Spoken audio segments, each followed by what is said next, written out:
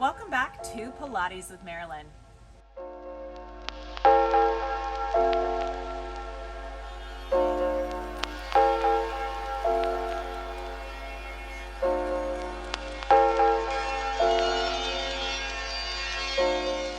My name is Marilyn Harder, Pilates instructor and Pilates master trainer.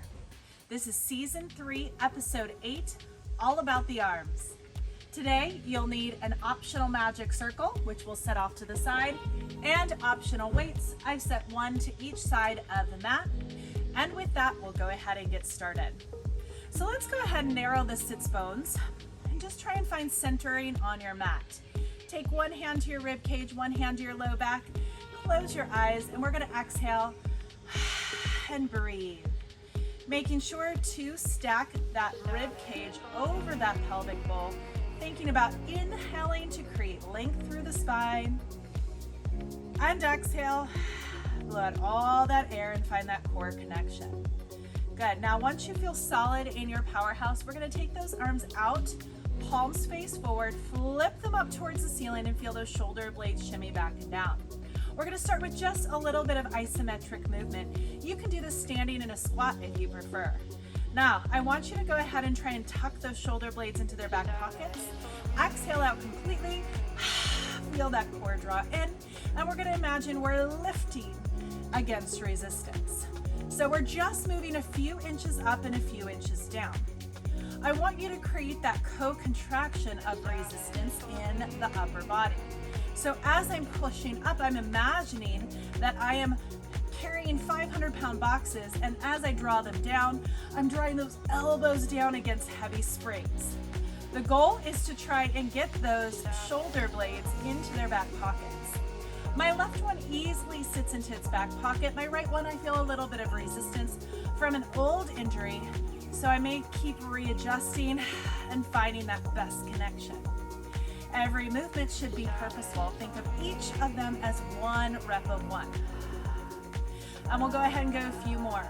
So why is it important to have that shoulder blade tucked into that back pocket? Well, our shoulder is a very precarious and gentle joint, if you will. So if you don't have that scapular connection, that shoulder blade into the back pocket, you could potentially hurt yourself once you add any sort of weight and load. Good, we'll go ahead and go 2 more. And last one, we're going to extend those arms and we're going to lift the elbows, shoulder blades still sit into the back pocket. And then we're going to go ahead and hug a baby tree. Shoulder blades squeeze together and we're resisting in both directions. You may notice that your arms are starting to get heavy. Small little isometric body weight movements will start to connect the arms. We're working the smallest muscles in those shoulders, behind the shoulder blades, and finding the connections necessary to add weight load. There is a huge benefit of working without weights and just working with your body weight. You work the smallest, deepest layers, and then once you add weight, then you're working the overlay muscles. We'll go ahead and go a few more. Again, shoulder blades squeeze into the back pocket, and I'm starting to feel those shoulders. If you're feeling your neck, just turn your head to one side. It helps take out those upper traps out of the work, the levator scapulae, and keep you into the muscles of the shoulder joint. We'll go ahead and go 2 more. And last one. Now let's go ahead and extend those arms. Flip the palms back behind you. Shoulders are still back and down. And I want you to squeeze and then flick, like you're flicking wet paint behind you. So it's squeeze and flick, squeeze and flick. Think about trying to pinch a pencil behind those shoulder blades. This is our little bit of shoulder warm up. We'll go 3 more. They build up together. So don't set those arms down. If you're starting to feel anything in the low back, it means the ribs have popped. Keep them connected. Come up to a goalpost position. We'll stick them up. Now I want you to squeeze the biceps, squeeze the tricep, and we're going to go ahead and push up an inch, down an inch. Smaller range of motion keeps the weight load in those shoulders. If you need a break at any time, don't set those arms down. Just go for a full range of motion and really try and keep that resistance. And we've got about 5 more. Hug those elbows down, 1 rep of 1. And 3. You should be feeling this work. And 2. And 1. Perfect. We're going to go ahead and move into a quadruped position. So quadruped, hands underneath our shoulders, knees underneath those hips. Let's just take a moment, spread those fingers out wide. Lock into that carpal arch, rolling into the outside part of that hand, and making sure that your body feels balanced. We're going to take a few breaths here. Remember about that rib bowl over the pelvic bowl. Big inhale in. Exhale, full and complete. Feeling the cinch 360 of the core. Now I'm going to walk my hands out just a little bit, and we're going to do some tricep quadruped push-ups. So keeping that core nice and tight, we're going to bend through those elbows, and it's almost like we're bowing down and pressing back up. Think about where your neck is in space.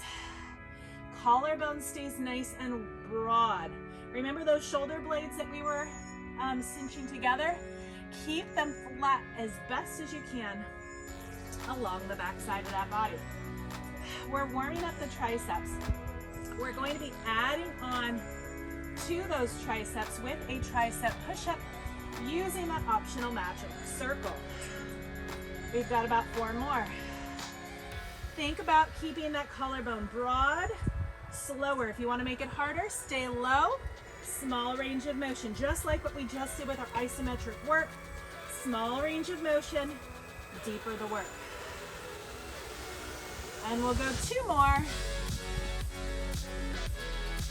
And 1 more. Remember, you are worth 10 minutes carved out of your day, every single day. Let's go ahead and grab that magic circle. We're going to set it down the center of the sternum. Step 1 foot back. Find that connection in your plank. Squeeze the buns, tailbone reaches away. Find that breath. Step the other foot back to meet it.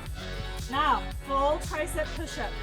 What's great about that magic circle is it creates a little bit of rebound here. Find your neck nice and long. We're going to go 3 more, total of 5. If you don't have that magic circle, just go as low as your body wants to. Last one. And sink those knees back underneath you. We're going to go ahead and come into a Z-sit position. Magic circle will sit off to the side. Square up your hips, take that arm out long. Hand to your hip, try and stay square. We're going single arm tricep push-ups. Bend through that elbow, tap it down, press it away. Good, keep going. Now, if you don't happen to have weights today, you could use heavy cans. You can fill up water bottles. It is not about the weight. So as you can tell already, it's about the connections. So as long as you're focusing deeply on those connections, you don't have to add weight to the work.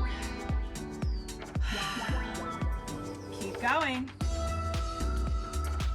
Otherwise, you can repeat this first half, shoulders and triceps, and just get a really nice shoulder tricep workout.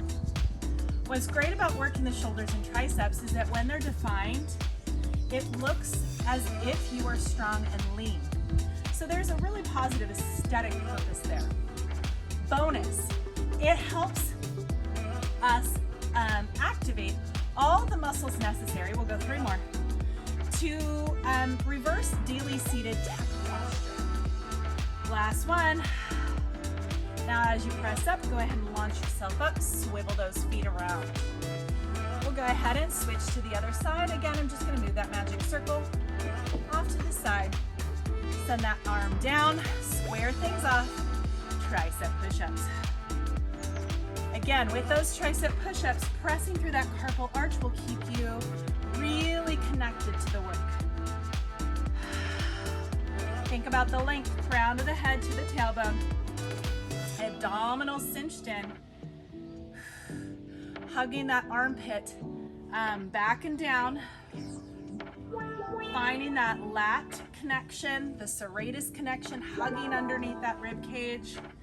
And as with the isometric arms, we want to resist in both directions. Don't just allow yourself to fall down. We want to work.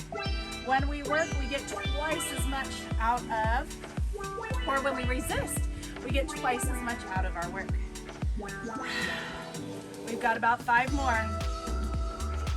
I love tricep work For me, it keeps my shoulders open and balanced. That daily seated posture closes the front of the chest. Tricep and mid-back work, open it back up. Last two, starting to feel that burn. And last one.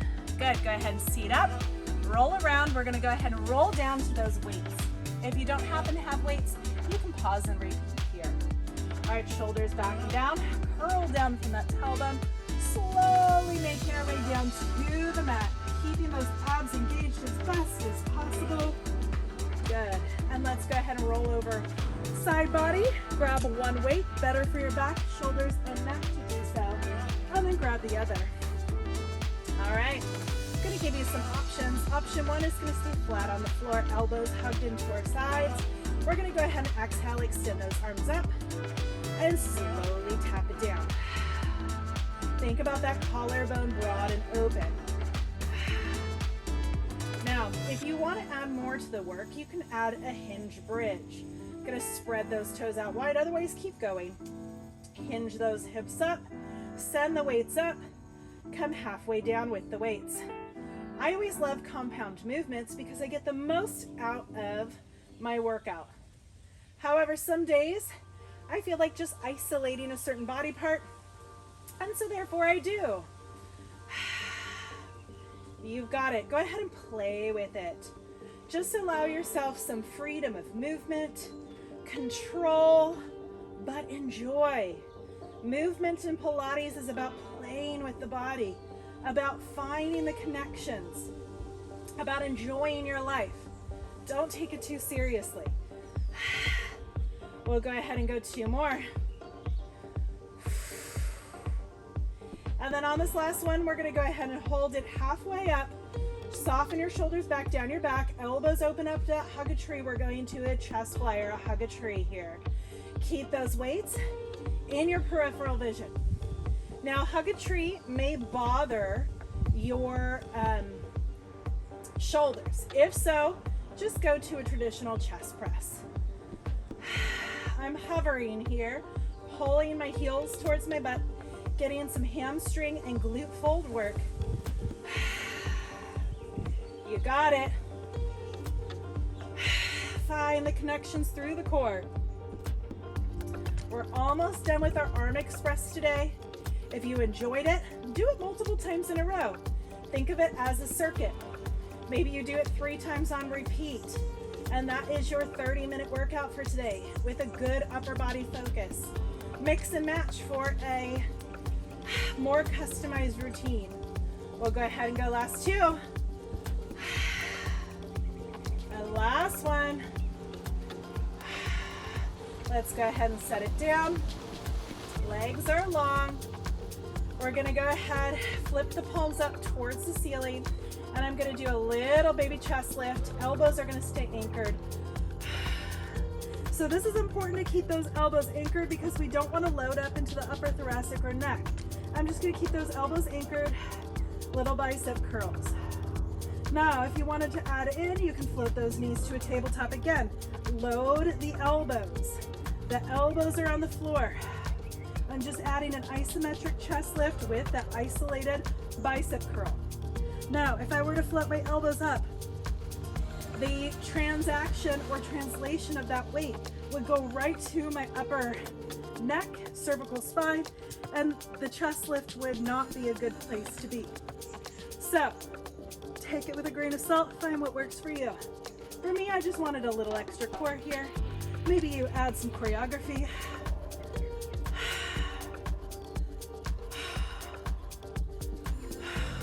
And I'm gonna go a few more.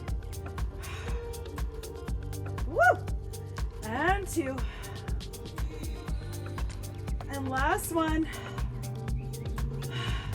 Set it on down. All right, we'll go ahead and set those feet down. Take your weight over and across the body, one side, then the other. And we'll go ahead and roll up to finish ourselves out. Hands up above the head, ribs are closed. Inhale here. Exhale, chest lift up. Roll it up, and over. And restack it back up nice and tall. Great job, my friends. This episode was all about that arms. Be sure to always check in with your body. Give yourself that full body workout.